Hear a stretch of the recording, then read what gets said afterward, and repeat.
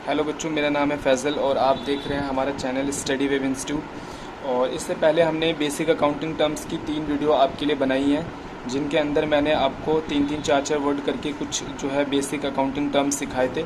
और आज हमारी ये 4th क्लास है, यानी कि इसका 4th पार्ट है। तो अगर आपने 3 पार्ट्स नहीं देखे हुए तो आप पहले 3 पार्ट्स देखिए, ताकि आपको आज की जो वीडियो है वो अच्छे से समझ में आ जाए। तो नेक्स्ट वर्ड है हमारा बैड डेप्ट। तो बैड डेप्ट का मतलब क्या होता है? वो अमाउंट जो बिज़नेस में अब रिकवर नहीं हो सकता। हमें पता है कि हम बहुत सारा सामान क्रेडिट में बेचते हैं, यानी उधार में बेचते हैं, और जब वो पैसा हमारा किसी भी वजह से डेटर से रिकवर नहीं हो पाता तो वो बैड डेप्ट कहलाता है। The amount which can not be recovered from the debtor are called the bad डेप्ट। और इसे हम डेबिट करते हैं प्रॉफिट एंड लॉस अकाउंट के अंदर। अभी प्रॉफिट एंड लॉस अकाउंट क्या होता है? जब हम अभी आगे पढ़ेंगे तो एक फाइनल अकाउंट पढ़ेंगे, तो उसमें हम प्रॉफिट एंड लॉस अकाउंट बनाना सीखेंगे। तो आपको ये याद रखना है कि जितने भी लॉसेज होते हैं वो प्रॉफिट एंड लॉस अकाउंट के अंदर हमेशा डेबिट किए जाते हैं। ठीक है। नेक्स्ट वर्ड है हमारा इंसॉल्वेंट। इंसॉल्वेंट का मतलब क्या होता है? कह रहे कि एक ऐसा पर्सन या एक ऐसी enterprises which is not in the position, जो कि इस पोजिशन में नहीं है, टू पे इट्स डेब्ट्स, कि वो अपने कर्जे चुका सके, तो उसे हम इंसॉल्वेंट कहते हैं। ठीक है। हमने एक मूवी देखी थी जिस मूवी का नाम था शिवाजी द बॉस। उसके अंदर जो शिवाजी द बॉस होता है वो बहुत सारा लोन ले लेता है, और फिर अचानक बैंक उससे जो है लोन की रीपेमेंट की डिमांड करती है, जिसकी वजह से उनके पास पैसे नहीं होते। तो आपने देखा होगा कि जो उनकी पर्सनल प्रॉपर्टीज़ होती हैं, बैंक उसको क्या कर लेता है? बैंक उसको अपने अधिकार में ले लेता है। ठीक है। तो इंसॉल्वेंट का सिंपल मतलब होता है कि जब कोई पर्सन अपने कर्जे नहीं चुका पाता तो उसको हम इंसॉल्वेंट कह देते हैं। इसी के जो क्रॉसपॉन्डेंस एक और वर्ड है जिसका नाम है सोल्वेंट। तो सोल्वेंट का मतलब क्या होता है? सोल्वेंट इज़ द पर्सन और एंटरप्राइजेस, कह रहा है ये वो पर्सन होते हैं या वो एंटरप्राइजेस होते हैं which is in the position to pay its डेब्ट। अगर वो अपने डेब्ट्स को पे करने की पोजीशन में है, जैसे कि अगर मैंने कोई कर्जा लिया और मैं उस कर्जे को अभी चुकाने के लायक हूँ, मेरा बिजनेस ठीक ठाक चल रहा है, मैं उसकी रीपेमेंट कर दूंगा, तो मैं क्या कहलाऊंगा? सोल्वेंट। ठीक है। तो इंसॉल्वेंट और सोल्वेंट दो क्रॉसपॉन्डेंस वर्ड थे एक दूसरे के। नेक्स्ट नंबर पे हमारा प्रोप्राइटर या फिर ऑनर। जो बिज़नेस का मालिक होता है उसको हम प्रोप्राइटर भी कह देते हैं और ऑनर भी कह देते हैं। The person who makes the investment. जो बिज़नेस का मालिक होता है उसकी पहचान क्या होता है? वो बिज़नेस के अंदर इन्वेस्टमेंट करता है, पैसे लगाता है, and bears all the risk. और वो बिज़नेस के अंदर सारे रिस्क उठाता है, क्योंकि बिज़नेस जो होता है वो एक रिस्क का पार्ट होता है। और जो बिज़नेस का मालिक होता है वो बिज़नेस के अंदर पैसे लगाता है। तो अब हम फ्यूचर में कह नहीं सकते कि वो पैसा डूब भी सकता है या फिर वो पैसा उसको अच्छे रिटर्न्स भी दे सकता है। तो प्रोप्राइटर या ऑनर वो पर्सन होंगे जो बिज़नेस में इन्वेस्ट करेंगे और जो बिज़नेस के अंदर सारे रिस्क उठाएंगे। तो दो पहचान है, इन्वेस्टमेंट करता है और रिस्क बियर करता है। नेक्स्ट वर्ड है हमारा एक्सपेंडिचर। अब आपको पता होगा कि हमारे बिज़नेस के अंदर हम बहुत सारे खर्चे करते हैं, तभी हम रेवेन्यू जनरेट कर पाते हैं। भाई, बिज़नेस में पैसा कमाने के लिए आपको बहुत सारे खर्चे करते रहने पड़ते हैं। ठीक है। जैसे हमारा बिज़नेस स्टार्ट होता है तो हम प्लांट खरीदते हैं, मशीनरी खरीदते हैं, लैंड खरीदते हैं, बिल्डिंग खरीदते हैं, इन सब चीज़ों पर पैसा खर्च किया जाता है। इसके अलावा इलेक्ट्रिसिटी का बिल जाता है, इसके अलावा सैलरी पे की जाती है, इसके अलावा वाटर बिल पे किया जाता है। तो बहुत सारे बिज़नेस के अंदर खर्चे किए जाते हैं जिनको हम एक्सपेंडिचर के नाम से जानते हैं। तो सिंपल बिज़नेस के अंदर हम जो है रेवेन्यू कमाने के लिए जो भी पैसा खर्च करते हैं वो सारा एक्सपेंडिचर है। Meaning expenditure is the amount spent, कह रहा है अमाउंट स्पेंट और लायबिलिटी इनकर्ड। दो बातें यहाँ पर है। अगर हमने कोई पैसा खर्च कर दिया तो वो भी एक्सपेंडिचर है, या हमने कोई लायबिलिटी इनकर्ड कर ली तो वो भी हमारा एक्सपेंडिचर है। अब लायबिलिटी इनकर्ड का मतलब क्या है? जैसे कि मैं एक एग्जांपल लेता हूँ। मैंने एक सैलरी पे करी, जो मेरे एम्प्लॉयज़ थे मैंने उनको सैलरी पे करी, तो इसका मतलब मैंने अमाउंट स्पेंड कर दिया।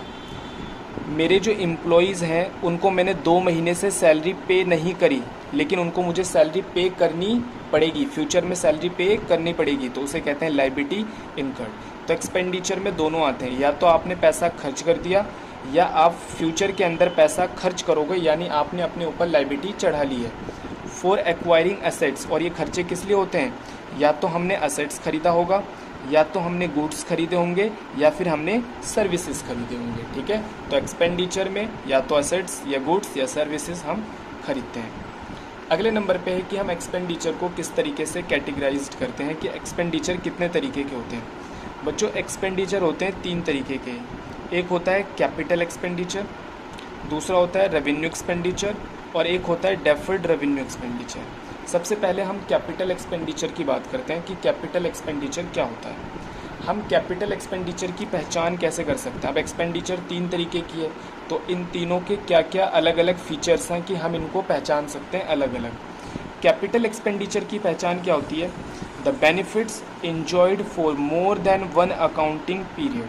कह रहे हैं कि इन खर्चों का बेनिफिट्स हमारे बिजनेस को एक साल से ज़्यादा मिलता है। किसका? कैपिटल एक्सपेंडिचर का। दूसरी बात, यूजली लार्ज बजट, और इनका जो खर्चा होता है वो लार्ज बजट का होता है, और अकर्स ओकेजनली, यानी ये जो खर्चे होते हैं वो रेगुलर नहीं किए जाते, ओकेजनली खर्च किए जाते हैं। जैसे कि हम अगर कोई प्लांट खरीदते हैं तो प्लांट बिजनेस के अंदर एक साल से ज़्यादा वर्क करता है, और प्लांट पर बहुत ज़्यादा पैसा खर्च किया जाता है, और प्लांट बिजनेस में डेली डेली नहीं खरीदे जाते। तो ये किसका एग्जाम्पल है? ये कैपिटल एक्सपेंडिचर का एग्जाम्पल है। इसी तरीके से मैंने अपने बिजनेस के अंदर एक वैन खरीद ली, वैन, ठीक है, सामान सप्लाई करने के लिए, गुड्स सप्लाई करने के लिए एक वैन खरीद ली। तो जो वैन होता है वो एक साल से ज़्यादा चलेगा, यानी more than one accounting period हमें इसका बेनिफिट्स मिलेगा। दूसरा, वैन के ऊपर एक लार्ज अमाउंट यानी ज़्यादा पैसा खर्च किया जाएगा, और वैन बिजनेस में डेली डेली नहीं खरीदे जाते, ये ओकेजनली खरीदे जाते हैं, तो हम इसे क्या कहेंगे? ये भी कैपिटल एक्सपेंडिचर। और एग्जांपल है जैसे बिल्डिंग्स खरीद लेना, तो बिल्डिंग का बेनिफिट एक साल से ज़्यादा मिलता है, इस पर ज़्यादा पैसा खर्च किया जाता है, और ये ओकेजनली यानी कभी कभार खरीदा जाता है। बिल्डिंग कोई बिजनेस डेली डेली तो नहीं खरीदता। तो कैपिटल एक्सपेंडिचर में ये दो बातें हमें याद रखनी है, ठीक है। इसके बाद हमारा कुछ बातें और हैं कैपिटल एक्सपेंडिचर के अंदर, वो भी समझ लेते हैं। कह रहे कैपिटल एक्सपेंडिचर में increase the earning capacity of the business. कह रहे कि बिजनेस की अर्निंग कैपेसिटी को भी बढ़ा देता है।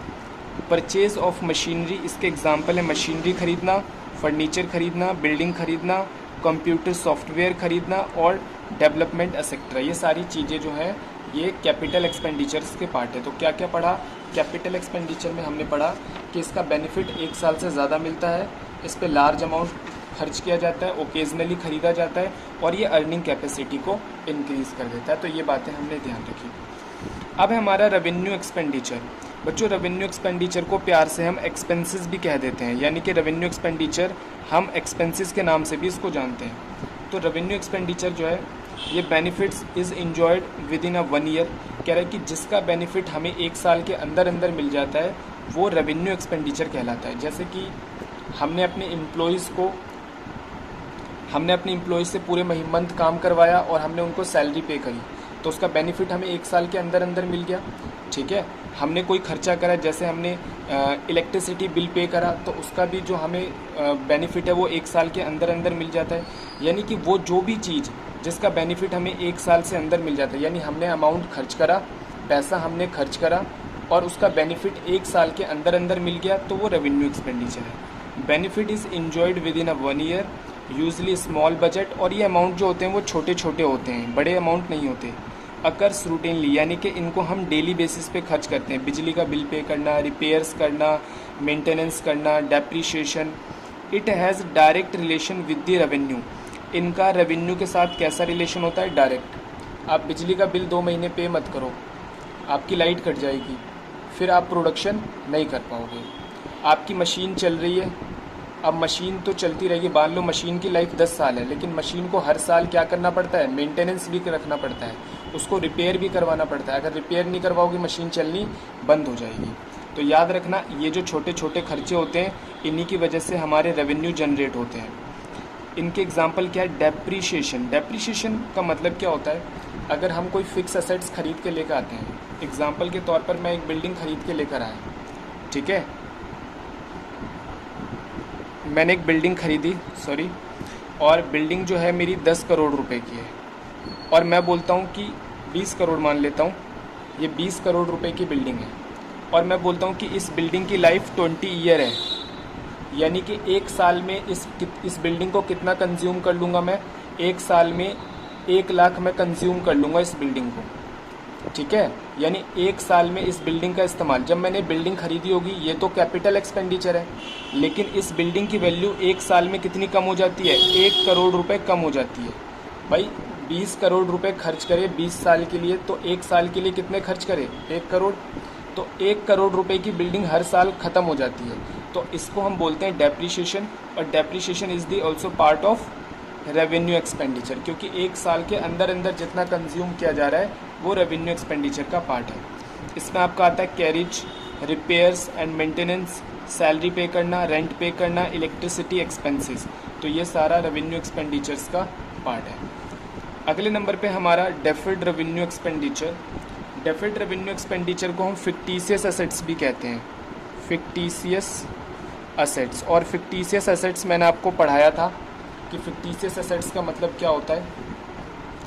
वो असेट्स ना तो टेंजिबल होते हैं ना ही इंटेंजिबल होते हैं, ठीक है, बल्कि ये लॉसेस होते हैं, इनको 1 साल से ज़्यादा में हम इसको राइट ऑफ करते हैं। It is the expenditure is a revenue expenditure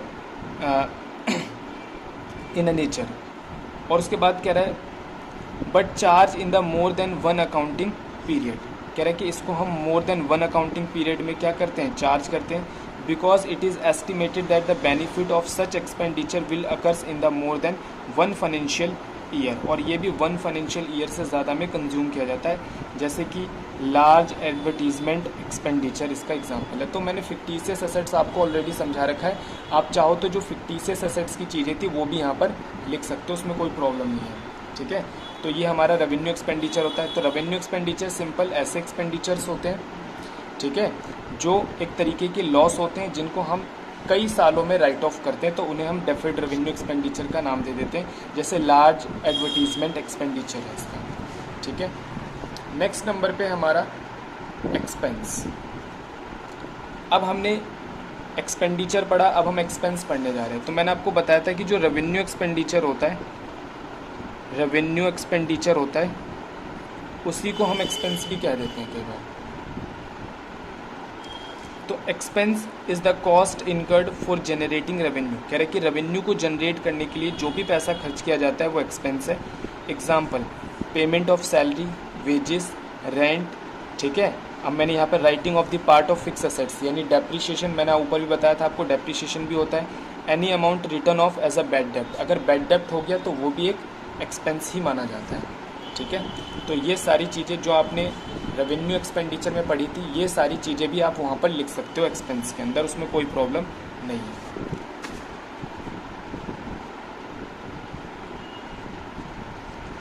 अब एक्सपेंस के टाइप्स होते हैं, एक्सपेंस के टाइप्स हमने पढ़ने कि एक्सपेंस कितने तरीके के होते हैं।